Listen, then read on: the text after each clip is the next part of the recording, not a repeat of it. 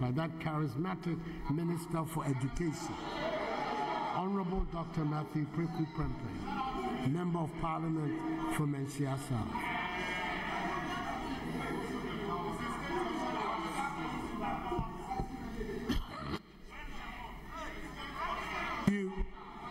Also important that the reform of our schools' curricula should instill in our youth respect for the traditional values of discipline, fellow feeling, hard work, honesty, integrity, and patriotism, without which no healthy social development can occur.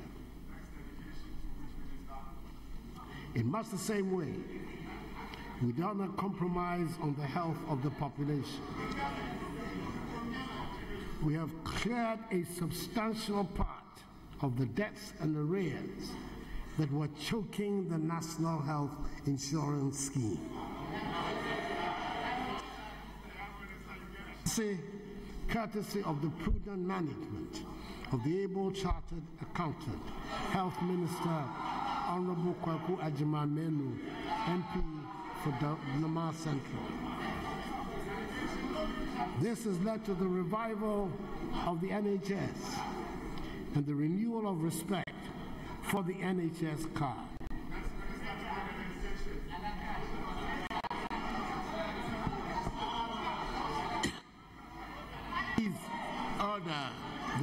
The health needs of our people are being better served. Moreover, as we work to open up the country, I hope that our efforts at improving the conditions of work for health workers would be appreciated, and there would no longer be the reluctance to serve in some parts of Ghana. Speaker, in line with our commitment to building a fair and inclusive society, we promised last year to increase the share of the District Assembly's Common Fund to persons with disabilities from 2% to 3%, and we delivered. Effective July last year, the policy of ensuring that 50% of the persons who manage the country's toll booths are persons with disabilities started. Nonetheless, we're determined to address the other concerns of persons living with disabilities. A healthy nation, Mr. Speaker, is a well-fed nation. For generations, we have been known Ghana's reliance solely on rain-fed agriculture. This means the slightest change in the rainfall pattern exposed our farmers to the loss of the season's harvest. It is a disgrace that we've had to rely on our Sahelian neighbors to make up the deficit in foods, such as vegetables. This year, the One Village, One Dam project starts full operation. It is a simple, low-tech project, but these dams will make a big difference to all our lives and the livelihoods of our farmers. Already, many of the little dams that have been abandoned have been rehabilitated and brought back into use. A deliberate and specific intervention to help farmers is paying off. Our farmers can see that the government is putting resources to back up the usual words. The 50% subsidies on fertilizer and the increase in the provision of extension services are making a great difference to the performance of Ghanaian agriculture. Under the Planting for Food and Jobs scheme, we're witnessing a fresh interest in farming. The success of the first year has encouraged us to increase the scope of the program, and this year, some 500,000 farmers will be signed up from the figure of 200,000 last year. That champion of Ghanaian farmers, the Minister for Food and Agriculture, Dr. Owusu Efri Akoto, is doing a yeoman's job. Order. Mr. Speaker, fishing in our country, an industry that provides a living for 10% of the population, has been bedeviled by many problems in the past. The fishing harvest has gone down dramatically, and we have had to depend more and more on imported fish. We have started work to tackle these problems. This past year, we made sure that the close season was respected, not just by the industrial tuna vessels, but also by the trawlers. We will adhere to this policy for the foreseeable future, which should help us replenish our depleted stocks. More effective measures are being taken against illegal, unreported, and unregulated methods of fishing.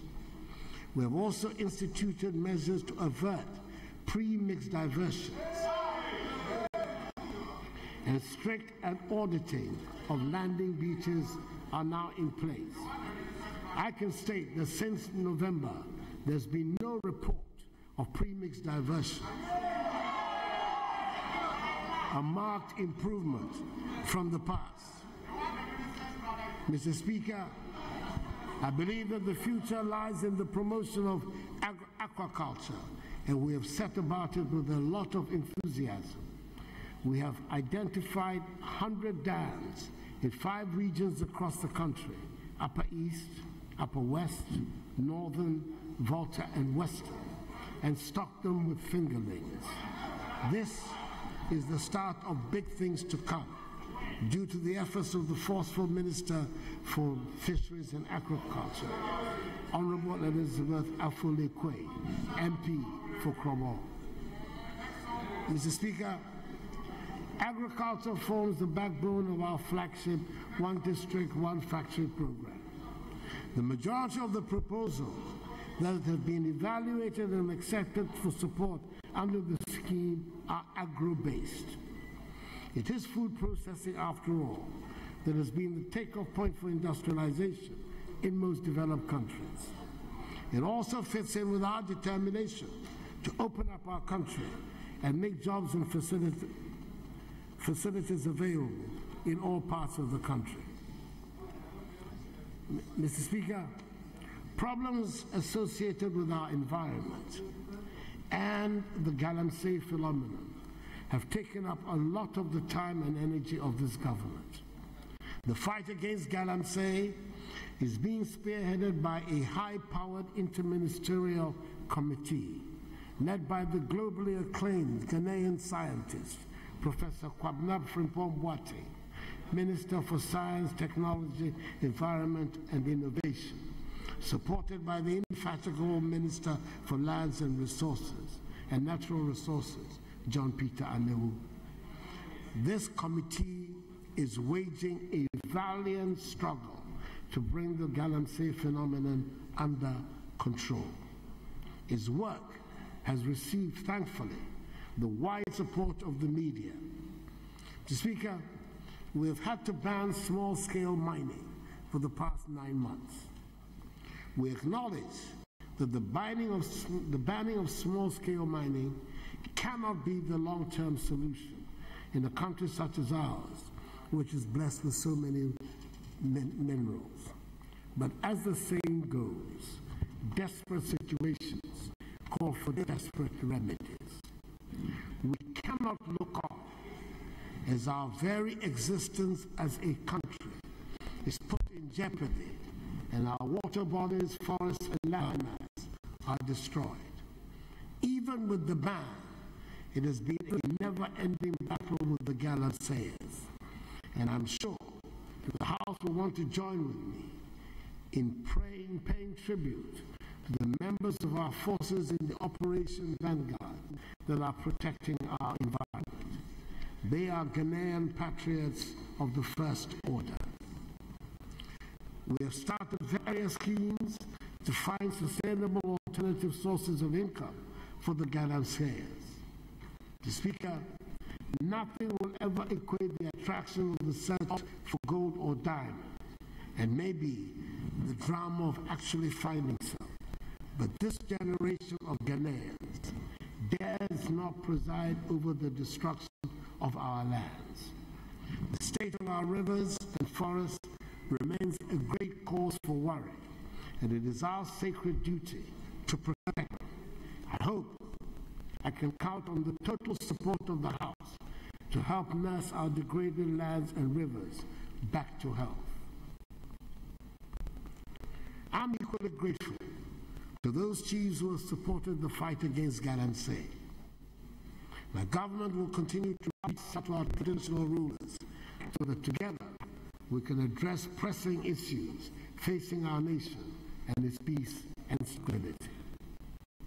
Speaker, there is relief in some areas, and I refer specifically to the spectacular improvement in our power supply problems.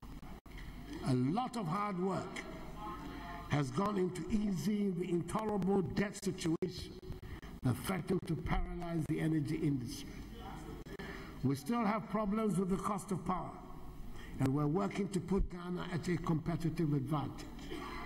We intend to find private sector operators to buy into the state-owned thermal plants and inject the capital needed to bring power tariffs down for both domestic and commercial consumers.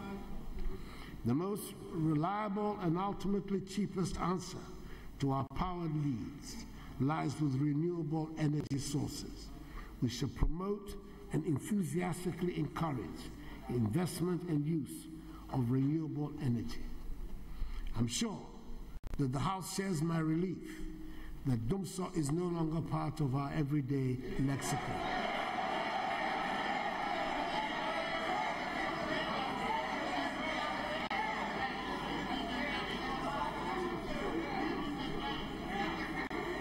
Long may it say so, as we applaud the tireless efforts of the Minister for Energy, White Energy Minister Boakye Ejaku.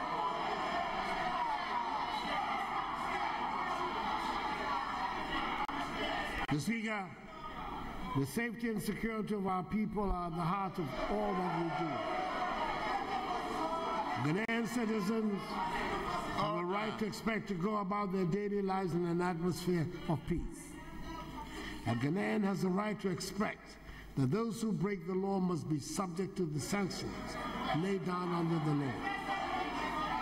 The police, the prosecution services, and the judiciary owe it to all of us to make us feel and be safe. I do not need to repeat